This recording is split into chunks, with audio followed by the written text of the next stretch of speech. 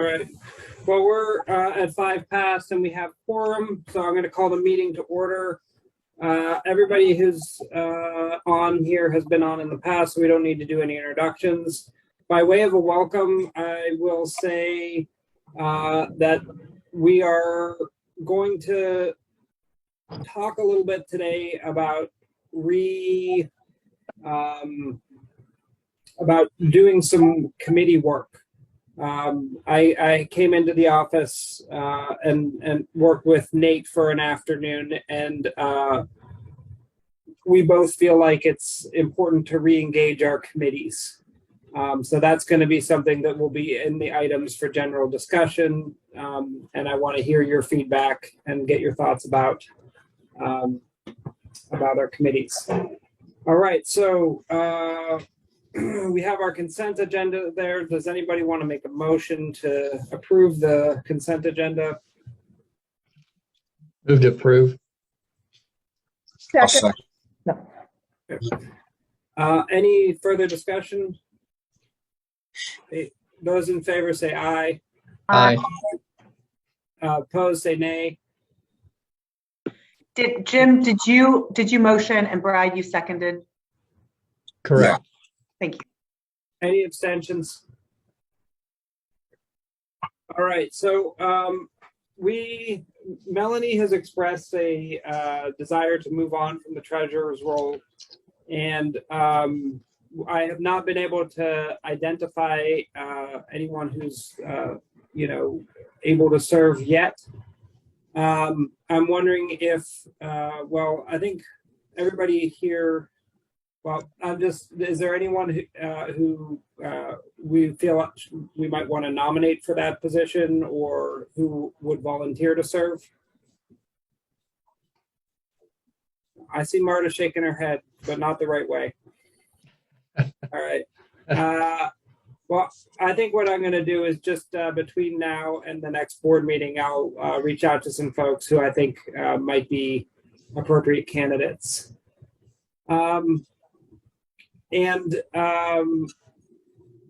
Because Melanie is stepping down from the treasurer role and has some pretty significant, very significant real estate experience, I was thinking it might make sense for Melanie to serve on a different committee.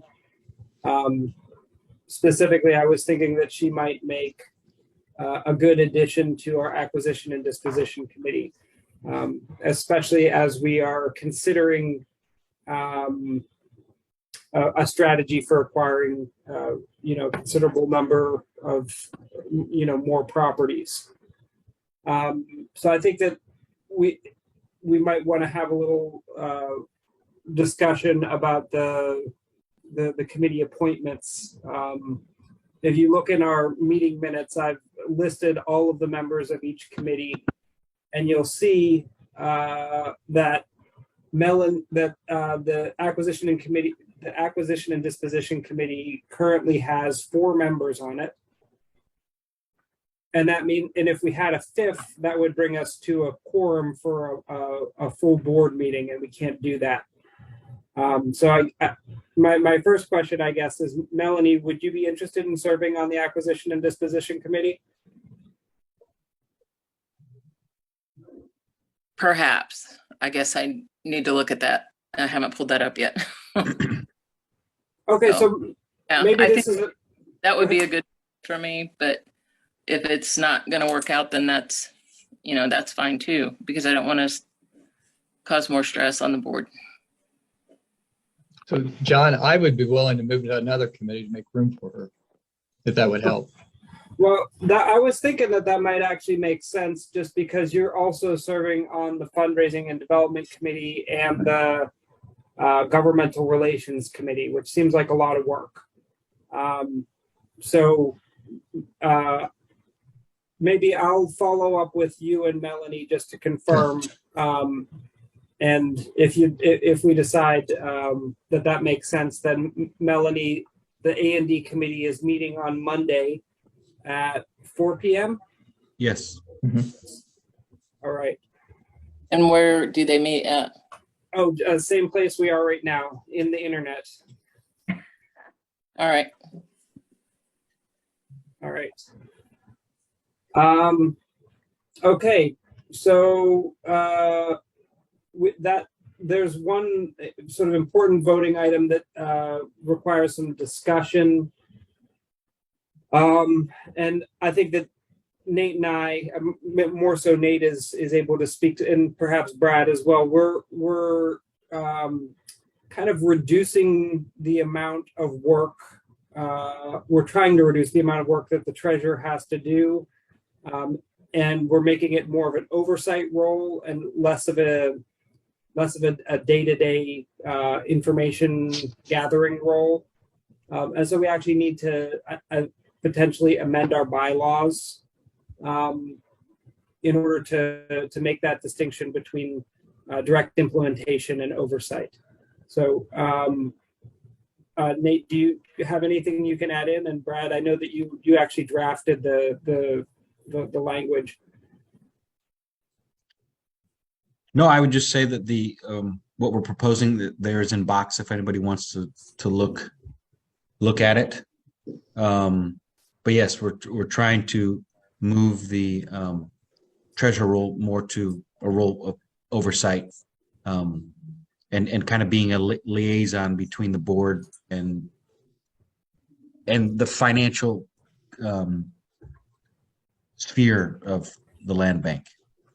So who's going to take care of checks and deposits and, the daily ledger keeping activities? That will be mostly me, Okay. with help from Kathy, with Whittinger. We have a lady we've had meetings with her. We've had meetings with amongst ourselves and kind of come to this makes sense with where we are now as an organization and the fact that we're paying Whittinger month to month to handle our accounting. Okay.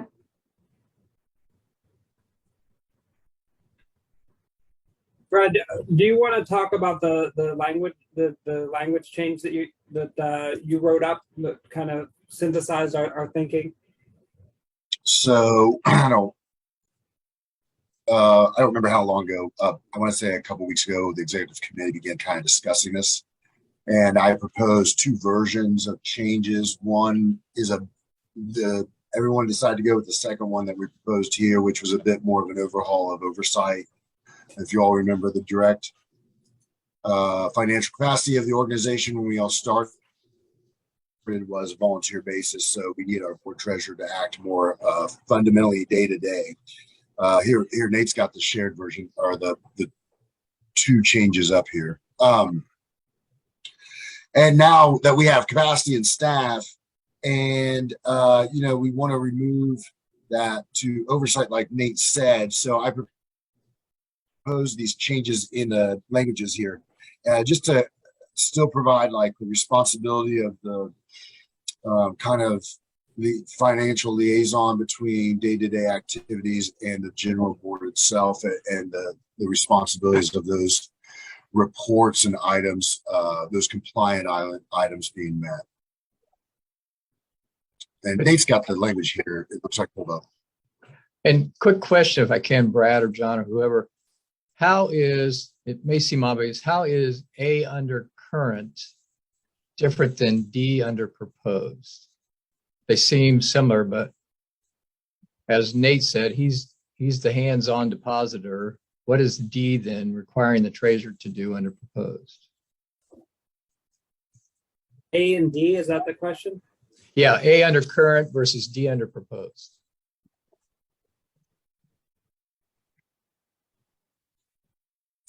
Well, the language is a little bit more specific to having the treasurer's position and the other one actually act, as the other one adds its language like as to cause. So as to cause could mean to delegate, right? Like I could tell my staff, file the 1044 by Friday. The staff files the 1044 by Friday. I caused the 1044 to be filed. I didn't file it, but I did cause it to be filed, right? I oversight. Are you talking about E now?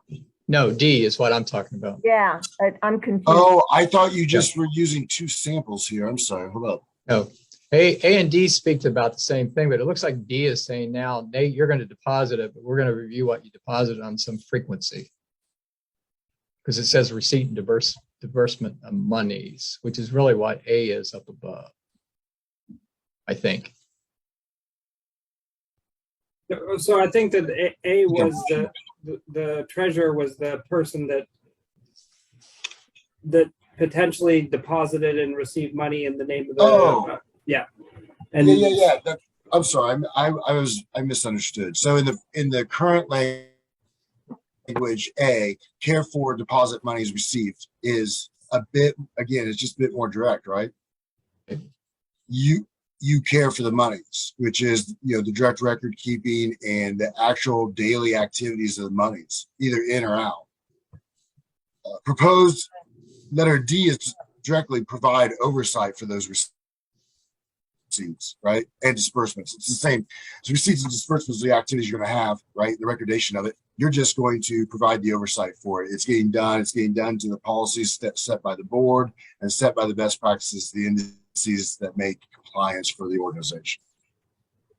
Which helps with suggest that Nate, as he deposits, has some formal So- process to inform the treasurer. Right? Yeah. Some spreadsheet or something. Here's what I just did on a weekly Yeah. basis, a monthly basis. But it Okay. may that's not- fine. And that would be something the treasurer and the staff would work out themselves. The board would Yeah. need to directly oversight the treasurer on when and how often that kind of rapport occurs. You just to use you as a treasurer, if you were, you could come in 2 weeks before this meeting and go, so these are the kind of goalposts we have to hit before our board meeting. Where are we at? That's where we're at. I feel comfortable. I don't feel comfortable, whatever it is, right? Does that make sense? Or that person as the treasurer would do that. Yeah. At whatever frequency they chose and the staff is comfortable with. I don't think the board would need that kind of Right. detailed oversight. But I'm sorry, I misunderstood before. Yeah, it just seemed like the first section, the current language of this was much more first person active. Yeah. The good thing about this change, having gone through an audit with the Muncie school system early on when things weren't so rosy red, is you've got a check and balance process in place. Nate's doing the deposit, he's keeping track of it, but then you got the treasurer that's overseeing that. So if do we go through an audit process ever? Do we get, no, we don't get audited by the State Board of Accounts. well, we do. We are eligible for audit by the State Board of Accounts, but that's Okay. not happened. Doesn't happen, okay. But it provides you that check and balance process, which is good. And I Put it hope with the check, yeah. it was to keep that, of course, but it was also to hopefully alleviate some of the workload, if you will, for that position. Again, the board had to be really active back in 17 and 18 and 19. We didn't really actually have a running paid staff until 2020. And then, of course, COVID hit. So, some of this language is really written for that kind of active board members. Or was. And that's what we're proposing to change for the treasurer, just to turn it to oversight.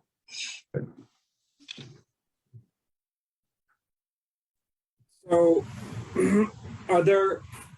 I think that maybe we could accept a motion with regard to the new language and discuss further if there's a second.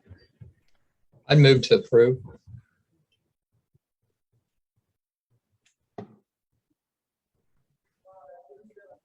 Looking for a second.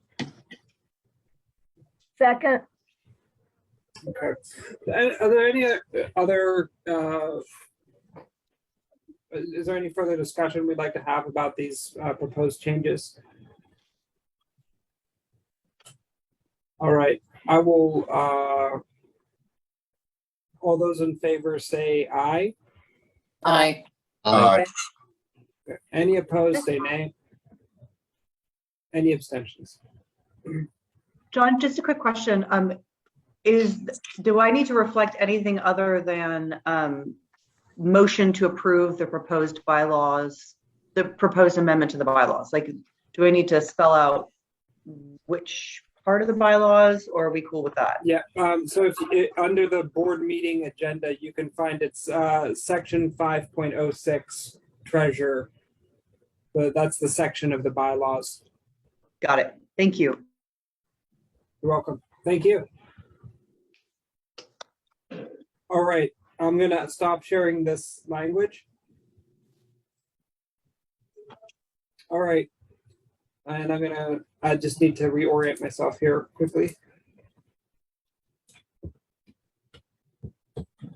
All right, so we're on to our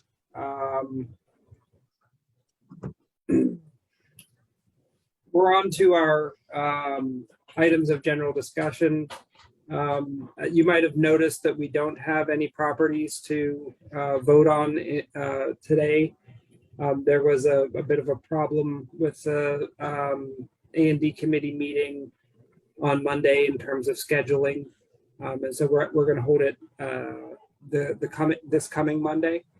I think there are 2 properties to vote on, 4 properties that the A&D committee is going to vote on. Joe, how many are there? Sorry, I was muted. There are going to be 3, I believe. Okay. So does that mean that on our October board meeting, we'll have 2 A&D committee recommendations, basically, from 2 different, all right. Yes, that's Do we correct. need to really hold the Monday meeting? It's a good I mean, question. If we're just going to have 2 meetings anyway, like, we just like push the whole thing back to our normal October review and just add those 3 properties to that review on that day. I mean, I'm happy that I'm free to meet still on Monday, so I'm not. I just thought of it. No, that came to my mind as well. If we have 3 properties that were part of the August bid, and the board isn't going to be able to vote on those until October. So we might just hold our normal A&D committee the first Monday of October, and then the full board would vote on it at our regular board meeting in October. And yes, I think it would still be great to meet on Monday, because then if there's any issues with the bids, then I can reach back out to the bidders before, the next A&D meeting and try to get that resolved. And then also, I think we're probably going to have 3 or 4 bids in the next A&D meeting. So we could do them all together, but then there'd be like 7 bids, 6 or 7 bids in one meeting. So that's up to you guys, I guess. and in addition to that, we are taking on these properties with structures for the first time, and Nate has asked for a little bit more instruction about setting the minimum bid. And so that there might be an opportunity to have some discussion about non-property disposition related matters in a meeting on Monday. But Brad and Heather, you are the ones who would have to show up. Why don't you, if you have a preference, you can, I guess, express that between now and Monday. But does that sound good? Sounds good. I'm totally fine with being there on Monday. It's on my calendar. Okay. Yeah. Good deal. All right. Okay. And so you see under the items for general discussion on the agenda, there's this funny little symbol. And it says month of September question for the committee. How should we set the minimum bid for the property structure? And as we go through each of the committees, we've created a question for each committee. I came into the office for a full day on Wednesday, and there's a lot of sort of guidance that Nate needs on matters regarding programs and acquisition and disposition and fundraising. And so we thought it might be helpful to get the committees meeting and helping us answer some of these questions. That's just a heads up for what's coming next. All right, Nate, did you want to talk about the 8 properties that the 8 properties with structures that we received? Yes. Yeah, just a quick update. So you can see, if you're looking at the agenda, the addresses of the 8 properties with structures that we have. We officially got the deeds on August 22nd. And so since then, we've been starting to move forward with our process. I say all houses have been boarded up. All houses are currently being boarded up. I just talked to the guy who's doing that for us, and he's still doing that. Could you define what you mentioned that at the meeting yesterday? Yes. So you're really securing the houses, boarding up. Are we putting wood over the top of the windows and the doors? And Yes. Yeah. And any place that they could be accessible by someone from the outside, we're boarding up. so we have a fear that somebody's living there that could be homeless and so forth. Yeah, I mean, just part of our Okay. process of trying to secure the property and make Okay. sure that, folks are not staying there. Also, there's some houses that have a furnace or a water heater that may be worth preserving, and a lot of times those things get pulled out. So it's just, I think, good practice for us to as quick as we can to get them secured. Just one observation. I apologize for harking on it, but Yeah. we're acquiring properties that we want to turn around, make better, so forth. Yes. In neighborhoods that are probably wanting us to do that. And then they show up as boarded windows and so forth. Do we have a more architecturally way to do that and not look boarded like screens or something? I don't know. I'd hate to live next to a house and all of a sudden there's boards on the windows and doors and so forth. I realize why we're doing it. It's just a observation, being in a neighborhood that is dealing with it. Yeah. I don't know how to answer. I'm just saying it just looks. Well, Heather in the past ran I remember in the lawn in front of my building, there was a big board painting party. I don't know what the organization was, but we painted like windows and other images on the boards. Yeah.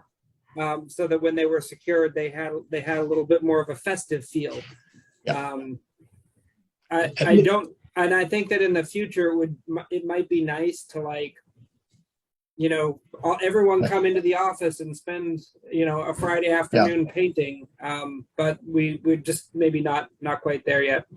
At least from the street view. So when you drive down through the neighborhood, it doesn't look like a boarded up house. Yeah. So, yeah. I mean, most of the houses have been boarded up to some degree already. Okay. And then some of them just have broken out windows. Yeah. My feeling, I totally agree with you, Jim, and there might be a way to improve the aesthetic. Mhm. That side of houses being boarded up, but I feel like probably the neighborhood might just appreciate knowing, okay, there's nobody getting in or out there. That's true. But we want to, if there's someone in there, we want them out. True. So true. Heather, did you have any insight, or could you just kind of give us some context as to how that program worked in the past or who it was for? Sure. I've done it in 2 different ways. I did it for the United Way Day of Action. I think that was maybe 4 years ago, and that was the huge event on the campus lawn.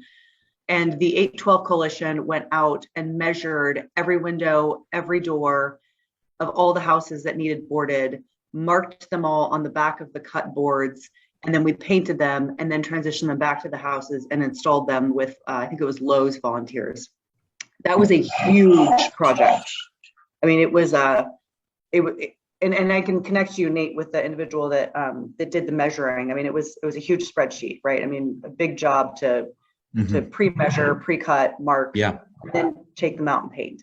The other way we did it, we took paint out to the McKinley neighborhood, and we painted after the boards were already installed. That was a little more difficult because sometimes the windows are up high and you're using ladders There's poison ivy everywhere. It's a little bit more dangerous. You're also trespassing. But I mean, if we own the properties, that's not a big deal. So that one, would be easier for the board to do, I think, if we wanted to do like a volunteer event day where we all go out and paint boards that are already installed. But yeah, I mean, either way, I've experienced both and could help facilitate those activities. Is there any way we could do like a sticker or something? Something easier than paint? I don't think, depending on what kind of wood you're using, if you're using plywood, you're not going to find a sticker that's going to last through a winter. Okay, yeah. All right. Something else to consider is maybe we don't have to get so fancy as to paint a window, but just maybe paint it the color of the house. Mhm. So that it's not, Or every window's blue, just we just paint boards blue and then cut them. So it's not plywood. I mean, it sounds like a minor question and concern, but it's big. I had a Really student is write big. their thesis about boarding, so Yeah. I've read a 60-page, or they proposed to do it. I'm not sure they ever finished it. No, Good. they didn't finish it. No, they really do need to finish it. Yeah. Yeah. Okay.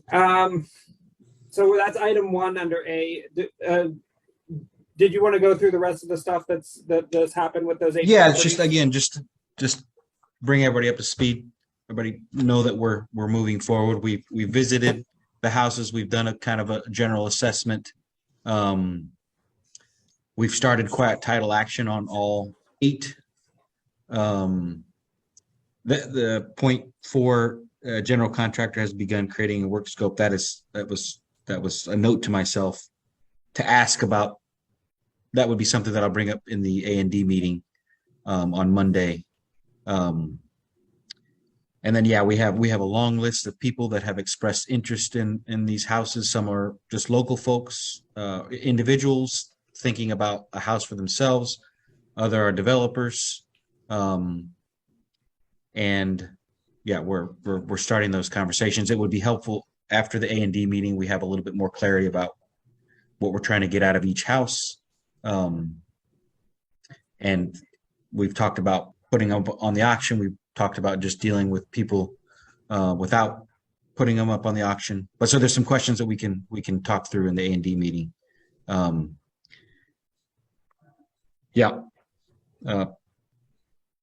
And then I guess moving on to B, the tax sale, county tax sale is October 11th. We're starting to create a list of properties that we're gonna try to acquire their tax certificate.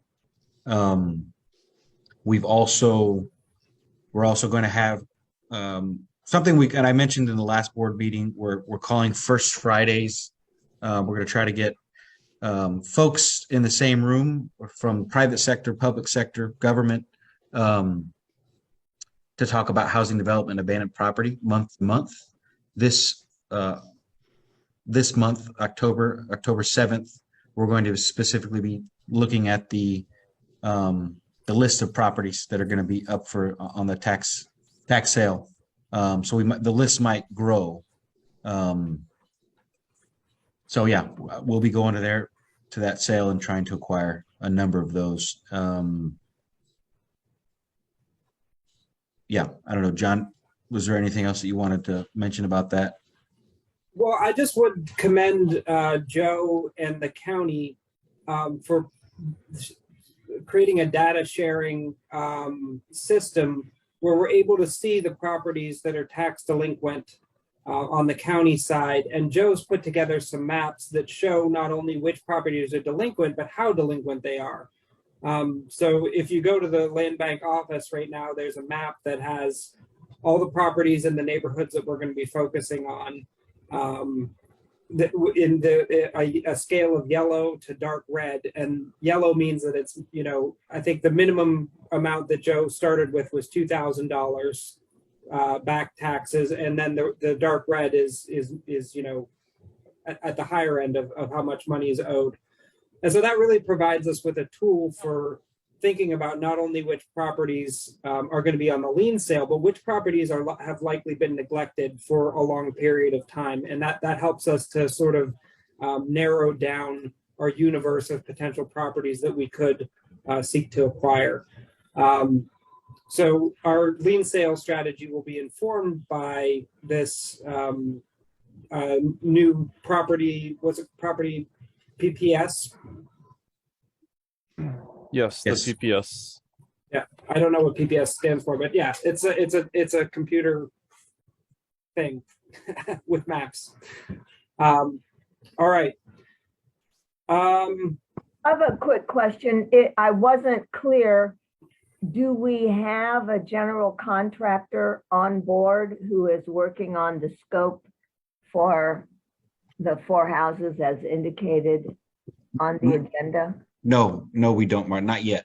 Okay, so you're gonna like send out solicitations to at least 3 contractors? I think that's what our procurement policy. Okay, Um, I just wanted to make sure. yeah. Okay, fine.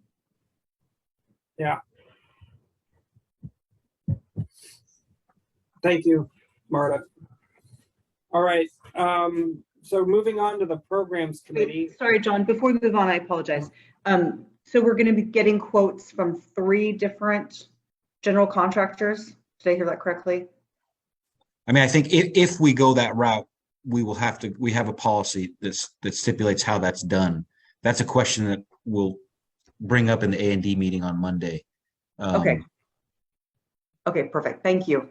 Yeah, and that's just for a subset of 4 houses where we think that there might be some more opportunity for rehabilitation. Is that correct, Nate? Yes. Okay. And all I was getting at is that we do not want to just go out and select one contractor without providing an opportunity for others to For bids, yeah. Mhm, Yeah. mhm. and I'm just talking about selecting for their services, not they don't have to have done any work yet. Do you understand what I'm saying?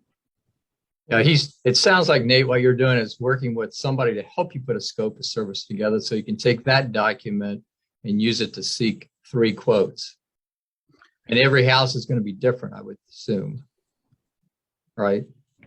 Well, I mean, I think my big question to the A&D committee is, do we want to? We've talked about creating kind of some additional value for each house that we have, and one part of that added value might be a plan that's been created by a work scope, so that if somebody was going to acquire the house, they already have that piece we can speak to.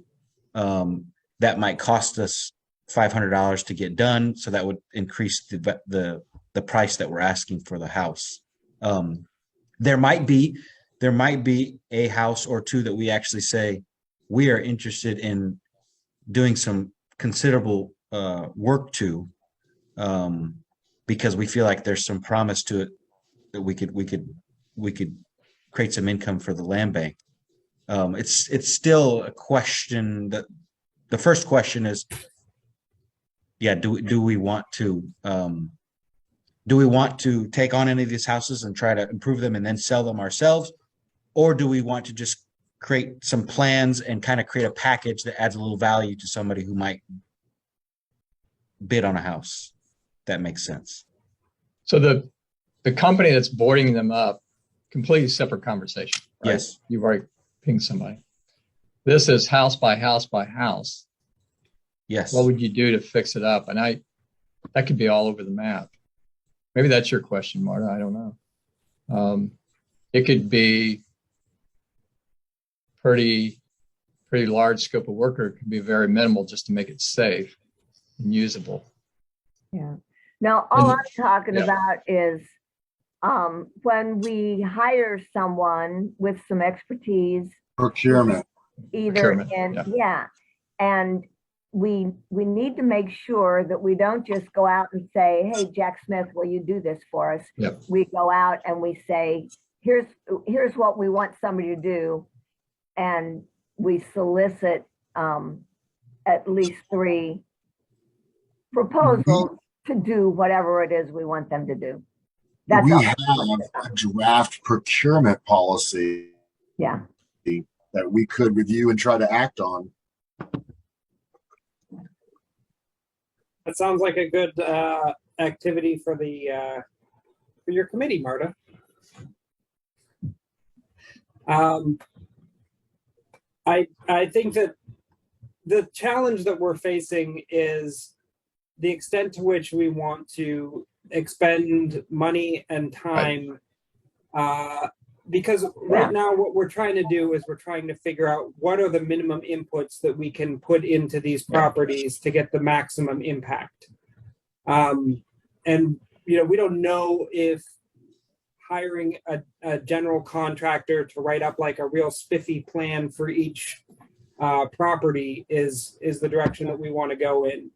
And so that's something that we're going to talk about in the A&D committee meeting on Monday.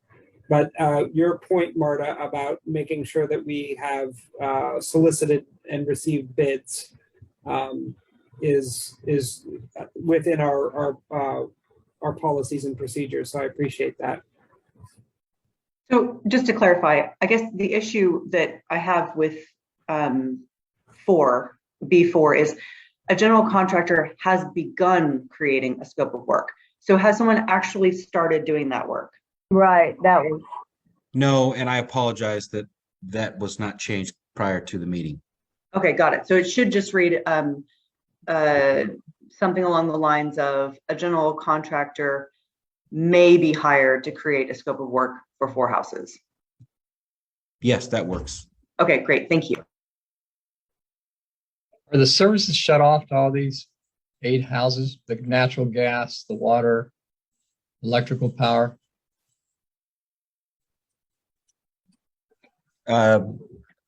Yes. So we're not incurring costs because we have an ongoing bill. Yes, that's correct. Okay, thanks.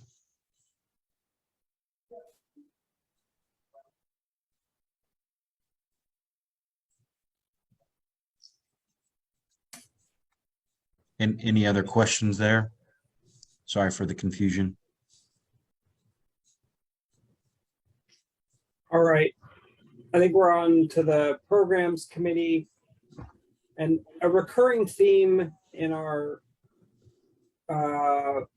practice with abandoned property is thinking about the pipelines that we are creating to dispose of property. You know, and the question that we want to ask is, how do we decide which properties are going into the auction? And which property and how we're going to manage properties that have a special project use associated with them. And so, Brad, it's you and I on the programs committee. I thought maybe we could set a meeting this month and make sure that that's spelled out for Nate, so that we have a process that's publicly transparent that explains, you know, hey, these 50 floodplain properties, like, we're not going to put them on the auction because you can't really develop on them. We have a special program for that. Not to say that we're doing that, but that's a potential idea. All right. So moving on to fundraising and development. You know, we have had a lot of success in going back to the same funders repeatedly, and we have you know, kind of stabilized our budget as a result of the fantastic work that the fundraising and development committee did in establishing those relationships, and in, you know, staff writing the grants, and also board members writing the grants at certain points. But I think that we need to start thinking about other sources of funding. and I would like to hold a fundraising and development committee to discuss whether there are potential sources of funding, maybe outside of Muncie, that we could seek in order to expand our portfolio of properties to somewhere around 100. Because I think that that's kind of the direction that we're headed. So between now and next in the October meeting, I'd like to, discuss, maybe do a little research first and discuss granting opportunities that could help us to get there. Do you know of the other land banks around the state, how they acquire funding from what? Yeah, so they're supported by the city or By the their city. county. Yeah. Okay. So Vandenberg County, they got a windfall from their casino, and the mayor put that money into the land bank. The Indianapolis, they function as part of their redevelopment commission, and their staff is paid by the redevelopment commission. And so that's the very typical source of funding for a land bank. Okay. In Ohio, they take a percentage of every property tax bill that's paid late, and that funds all the land banks at the state level. So land banks are typically funded through tax dollars. So do you know, this is a tough question, do you know in those cases, did they start day one with that support from the local municipality, or they had to prove their worth and then the municipality said, yes, we're going to toss in some funding to keep you viable? Do you know? In Vandenberg County, they had a champion, which was the mayor, and the mayor helped to start the land bank and secure that funding. With Renew, I believe it's been a bit more of a circuitous process that's occurred sort of in-house with the redevelopment commission, trying to figure out how the land bank fits into the redevelopment process. And they've had a couple of different roles for the land bank. Is that accurate, Brad? You went down and talked to them too. Yeah, and they had that bit of a issue back in like 15 with their original 2012. bank. So a bit of this retooling on the inside from their version of the redevelopment commission is because of that, so they could have a bit more direct control. Okay. Do we know if there's And, any federal type programs available for us to reach out to? I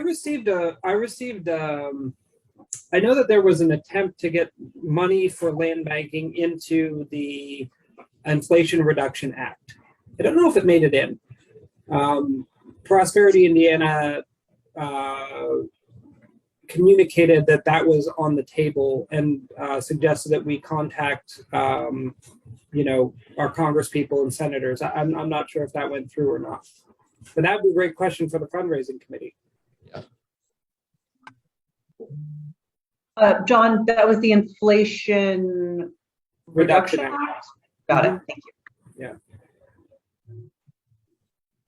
And I'm not sure if anything went into the infrastructure bill either, but I never heard anything about that.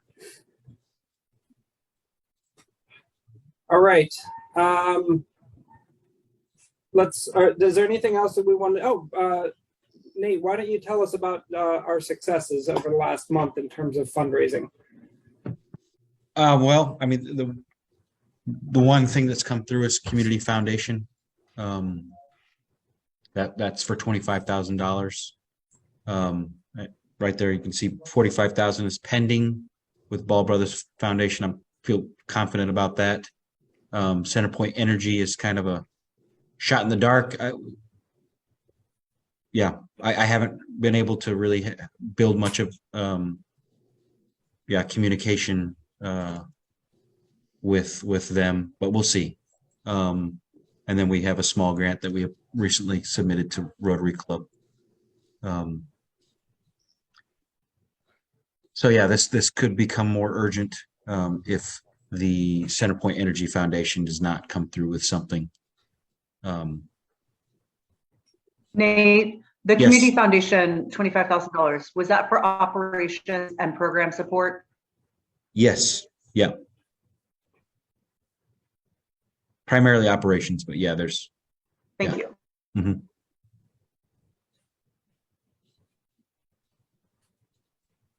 Any other questions there? All right. Okay, so item 8, public outreach and marketing. Jason isn't able to make it today, so I guess I'll speak to this.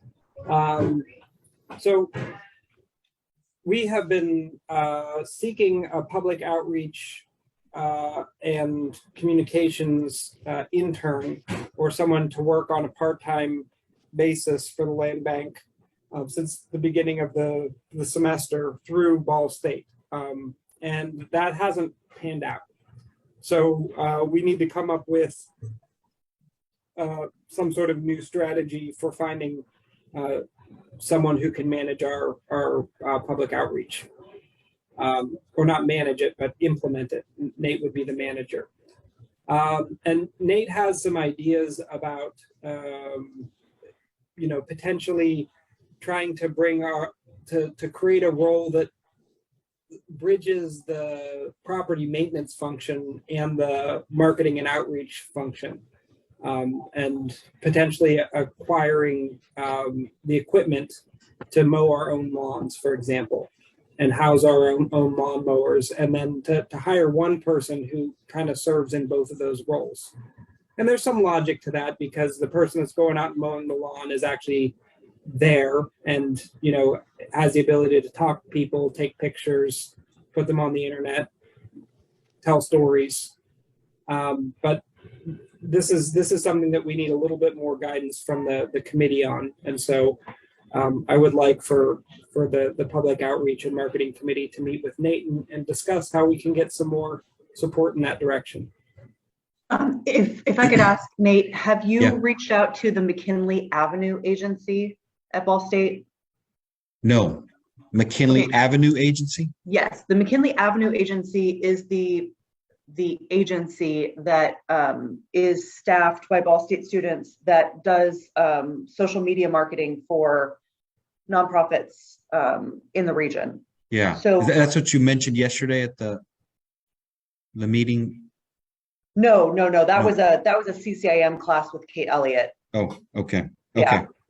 Yeah, Kate Elliott's class, since Muncie Land Bank is a member of the 812 Coalition, might be able to provide some storytelling through the class for Yeah. MLB, but the McKinley Avenue Agency is Okay. separate. It's an ongoing entity that educates students in how to work within a PR firm.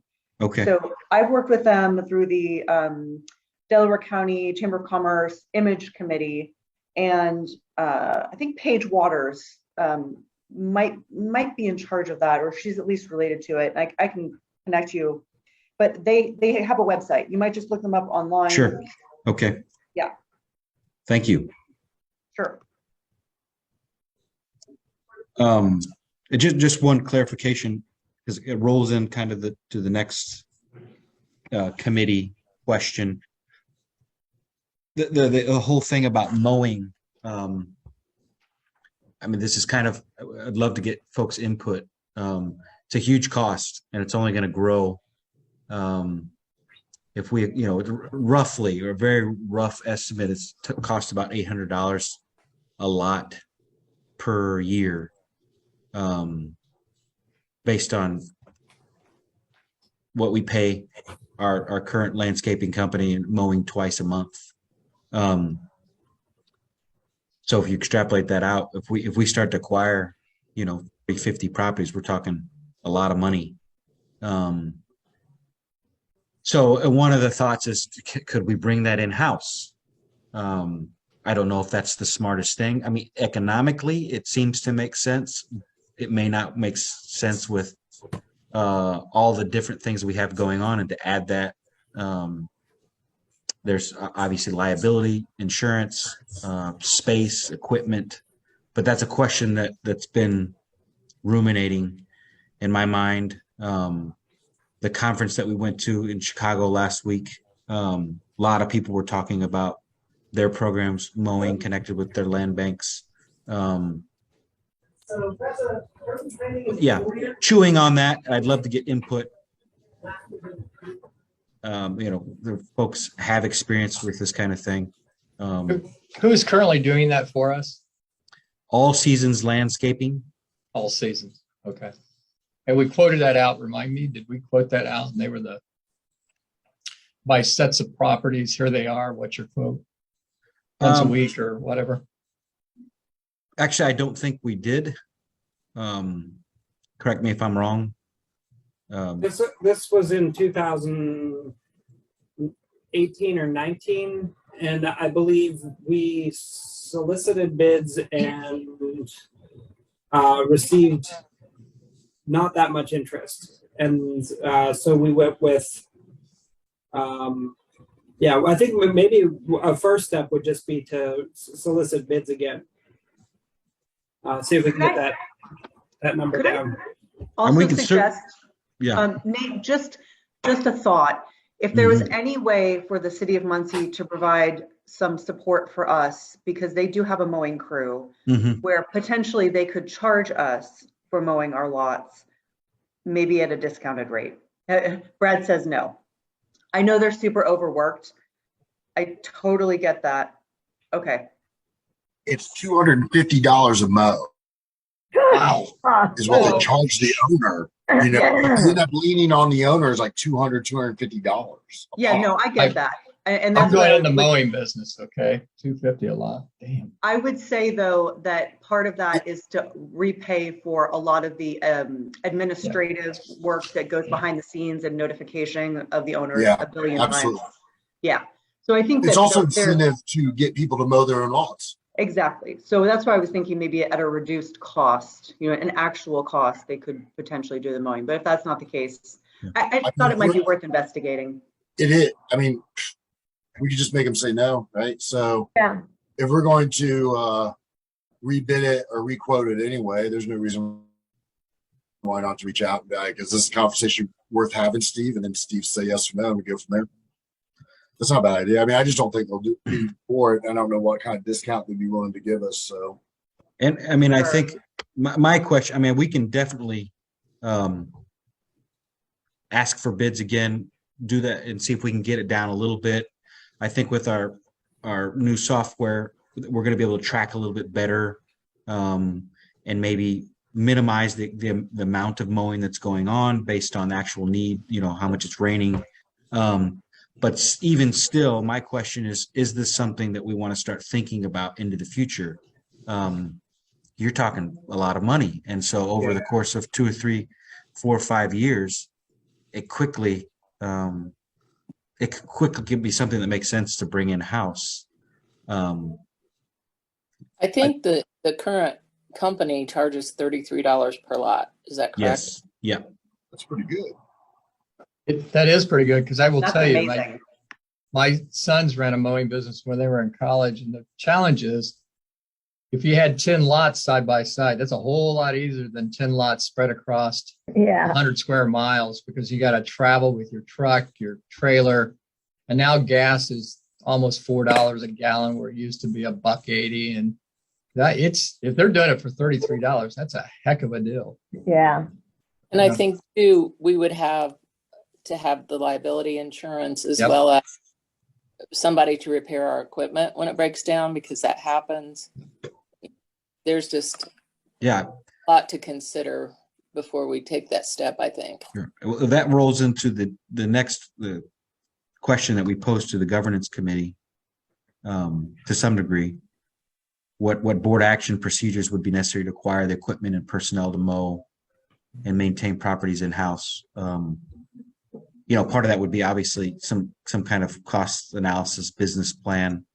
And I recognize it's complicated. There's a lot of things, but I don't think it's impossible. And that's going to be one of our largest costs for a long time. So if we can be creative, maybe it's not bringing it in-house, maybe it's planting clover, or there are different strategies that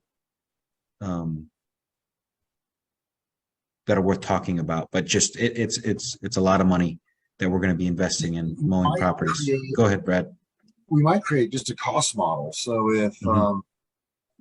if we have 50, if we just have a number of properties now, and it's only $8,000 annually to mow them, and we know that we're going to have a potential growth, and as our cost to mow approaches a number of $30,000 or $1,000 annually, then that, or whatever, we just make a number. You see what I'm saying? We make a model. We look at the growth of the model to see how much it's going to cost us to mow these lots in the future. And then when we approach that number, we really think about maybe bringing it in-house, because that's, you're paying for someone maybe at that point. I don't know. Mhm. Mhm. That also could be so far out that the cost to pay someone also continues to increase, right? Beyond the cost it takes to mow the property through a contract. So, Mhm. Yeah. You'd probably have to have a crew of more than one though, Yeah. right. as well as equipment and people to work on that. Reserves to purchase more equipment. Yeah, true. There's a lot. I think it's going to take more than one meeting. Yeah. You got the trimmer, you got the blower, you got the mower, could be a skag, could be a push mower. You need the trailer. It adds up. Yeah, truck. And you got the truck, which I'm telling you, pulling a trailer, my sons blew their trucks apart. It just is so hard on a truck when you're pulling those around town. So you're right. When you add it up, I don't know how anybody mowing yards makes any money. They Yeah. barely make any money. Anyway, it's good Yeah. experience. My son did that too, and his biggest reason he quit was the equipment and the cost. Yeah. He was constantly blowing tires on his Skag mower. Right. Just take a thorn from a tree, a thorny tree, locust tree, and And you then you have got to over, get it up on the trailer. Yeah. yeah, and you're talking about vacant lots that haven't been mowed for a while. Yeah. You run over stuff in there, and that tears up your mower as well. So there's a lot to consider. There's a lot to consider. Is that something that we can throw to one of our committees to further discuss?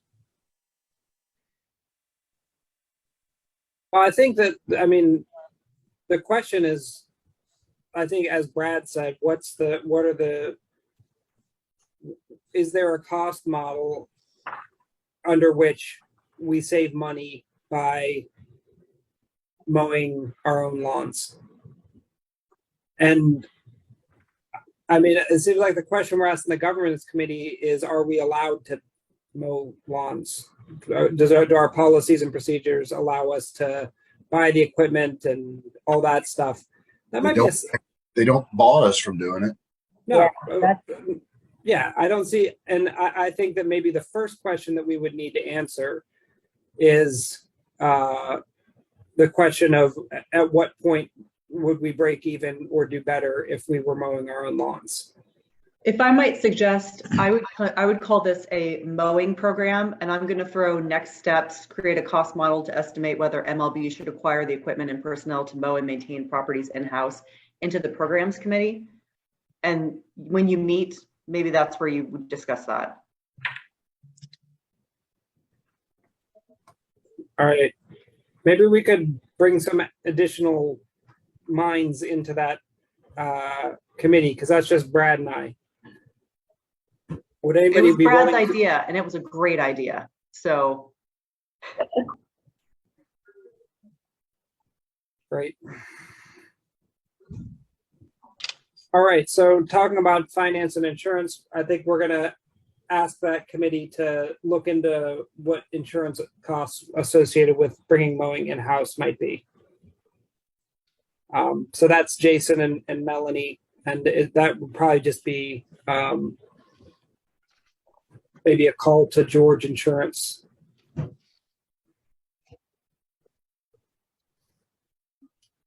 All right.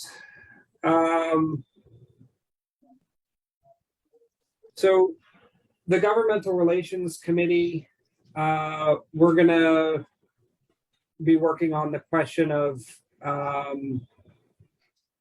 do we approach the county commissioner with a request from the fall's tax sale list in November. So last year, I think one of the most effective things that the land bank has ever done is going to the commissioners meeting and explaining who we are, explaining what we do, and asking if for properties from the properties that did not sell during the fall lien sale. And we're going to want to prepare for another meeting like that this November. As Nate said, we're having these monthly sort of public meetings to discuss the list. And by November, we want to have specific properties that we've identified that we can go in front of the commissioners and ask for. And so just a little prep around that between now and our October meeting, I think would be helpful. So let me ask you, maybe this is a question for Marta, who sits with that committee. Would it be helpful? Nate's doing a great job coming to MRC monthly. Would it be a good idea if we went on a quarterly basis and updated the That's what they've asked for. That's what they've asked for. Okay, I'm sorry. Yeah. Okay. Mm-hmm. And so, I think that we'd be right about in the quarterly time frame if we went to the November meeting. So we'll report out on the progress we've made with the 8 properties that they've deeded to us, and explain to them our process for identifying new properties, and make that request. And the properties that we acquired were from the deed sale, though, were they not?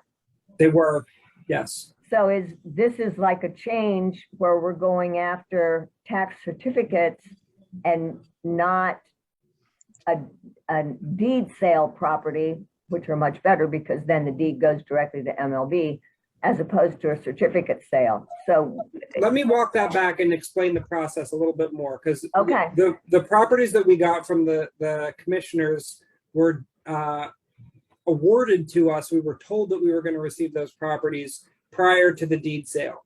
And then the agreement was that they were going to give us the deed on those properties rather than giving us the lien. And so this would sort of be the same situation. This is after the first tax lien sale, and so the county has the legal authority to take those properties that didn't sell at the lien sale and award them to another person or entity, the land bank, and we can ask the county to take it to deed, or we can take it to deed ourselves.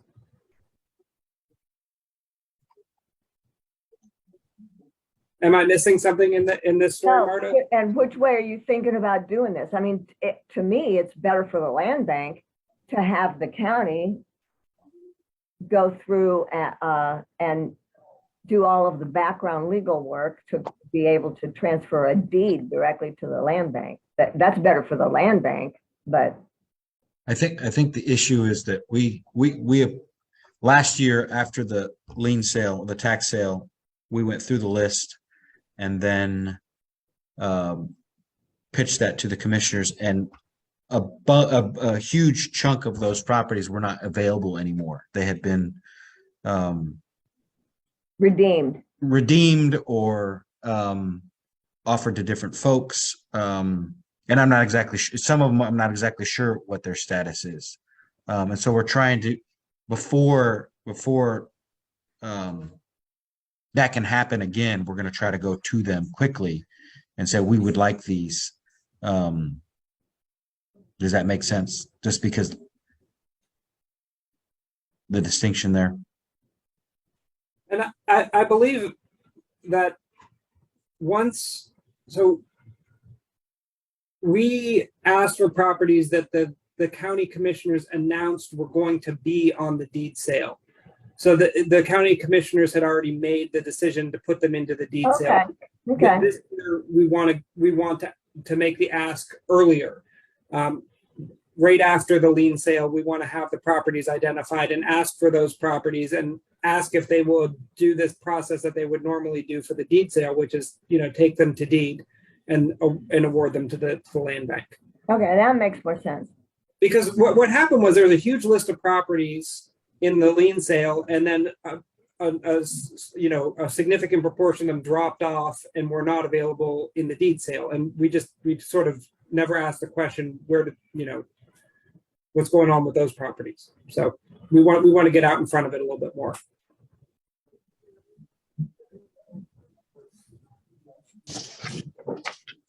All right. And so the final committee that Could we back up a second? Under the Government Relations Committee, it has a kickoff first Friday, October 7th. Tell me again what you're talking about there. So this is Nate's every Friday, every first Friday of the month, we're going to invite stakeholders who have an interest in abandoned property to come and meet and talk about a particular issue, right? So in October 7th, we're going to talk about the lien sale. We're going to talk, these are the properties that are going to go up for auction in the lien sale. Do you or your nonprofit or your development corporation have an interest in any of these properties? Help us compile a list of properties that you want us to watch.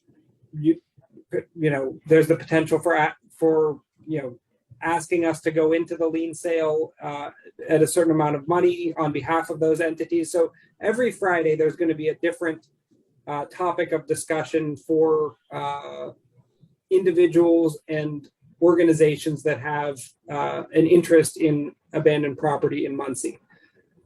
Is that a fair depiction, Nate? Yeah, that's it. Good. And And would you- that's done by Nate, by you?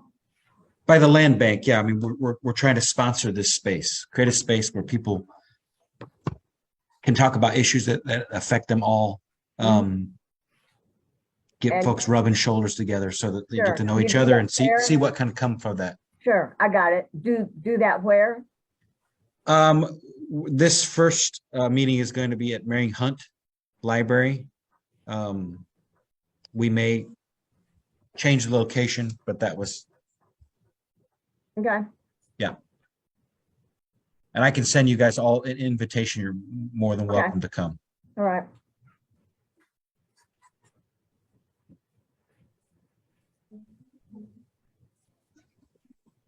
Yep. And so finally, the executive committee, Nate has expressed some interest in thinking about our board structure more generally. And I was thinking this might be something in anticipation of our annual meeting in January. Might we consider reforming our committees to meet the kind of existing needs of the land bank as opposed to what the needs were when we first started out? And so Brad, what's that? Makes sense. Brad and Heather, I'm probably gonna get in touch with you to see if we can figure out a strategy for working with Nate on committee structure. I see the thumbs up, Heather. Thank you. Brad, I see like a very, very glum thumbs up. It's camouflaged by the beard. It's got the backdrop there. Yeah. Oh, I like that. Who knows I what's like back that. there? Oh my God. It's scary. Oh, All right, we have the privilege, unless anyone wants to share anything on that item, we have the privilege of the floor here. Nate's going on vacation, I think is that what you're sharing? Yeah, I'm just my vacation dates for the rest of the year.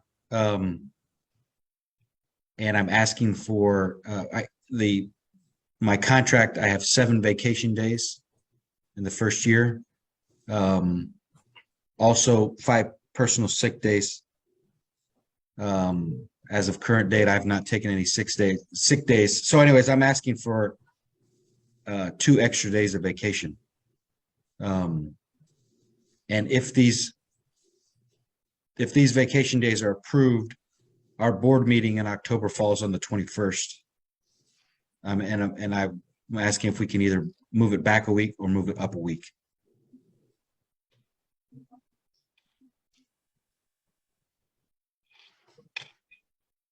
We need a motion to approve sick days.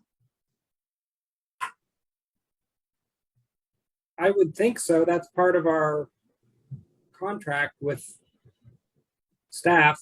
Brad's shaking his head no. Brad knows more about motions than I do. What are your thoughts, No. Brad? No, but, well, I mean, no, we don't need a motion by the board, but we probably need like a procedure so that when staff wants to take personal time, that they alert someone on the, let's say, executive committee, and then that way we just are aware that there's, staff's out of the office or whenever they're out. Or am I frozen? No, you're good. You're good, Brad. I think the way that I would think about this is you're taking 7 vacation days and 3 personal days. Two personal days, yeah. Or 2 personal days. Right. And we're just really lucky because you're telling us ahead of time when those personal days are coming. And our contract with staff is divided by sick and vacation. Like we label days and stuff like just PTO hours. Good question. Yeah, Okay. That is our contract. I never reviewed it. That's fine. I just want to make sure. So I would just say that we just create a procedure for when PTO wants to be taken, and that staff alerts executive committee, the chair, vice chair. Then we go from there. I don't think we need a motion. no, All right. And then in terms of the, go ahead. I do have a comment because I'm reading what Nate had on the agenda, and it said, personal sick days not used by December 31st shall be forfeited. That I'm just going by what the county does and what I hear from others. Usually sick days carry over. It's vacation that doesn't carry over. That's not how the contract was written. Yeah, right. And the idea being there is that sick days, if you don't need them, they can accumulate up to a max. And then if something serious does happen, then you've got those sick days to be able to use to handle a surgery or a whatever. Yeah, at the city, our unused sick days, not personal, not vacation, or unused sick days, you get rolled over to extended sick days. Yeah. So if you have a serious incident, you need more than FMLA or something, you got this like sick day bucket. I will So say we that might consider changing that. Yeah. well, I was going to say that I've noticed that the industry, when it comes to like PTO time, it seems to be moving towards like you get so many hours annually, and the organization or the employer doesn't care if you're going on vacation or if you're sick. That's your business. It's your time. You use it and deal with it as you want. Some places that have a bit more, I think, of negotiation about it sometimes have like, I want full days taken or only half days taken. And then there's an industry movement to do it by the hour. So that if you need like, my kid needs to be picked up at 2:00 in the afternoon, and that's not our normal hours or whatever. You know what I mean? You get these hours kind of thing. So I just was bringing that up, that there seems to be a movement there. And if you're all wanting to consider alterations to it. That seems like an executive committee issue that we could take up in our executive committee meeting. Yeah. And I would say that if Nate ends up needing surgery and he's out for a couple of weeks, I'm getting on that operating table. I'm going to get sick too at the same time. All right. So I think we don't need really any kind of approval. Thank you, Nate, for informing us of the of your days will be absent. And I think that for our October 21st meeting, I would just request that Nate prepare the agenda prior to leaving on the 18th, and the board will run the meeting as usual on the 21st. Okay. All right. I would be really interested in the motion for adjournment. So That's a bit. Second, that's third, fifth. all right. Thank you very much for your time. Thanks. Thank you, everyone. Thank you. Have a good weekend. again, Nate, You want to stop recording, Nate? I'll stay on for a minute. Yeah.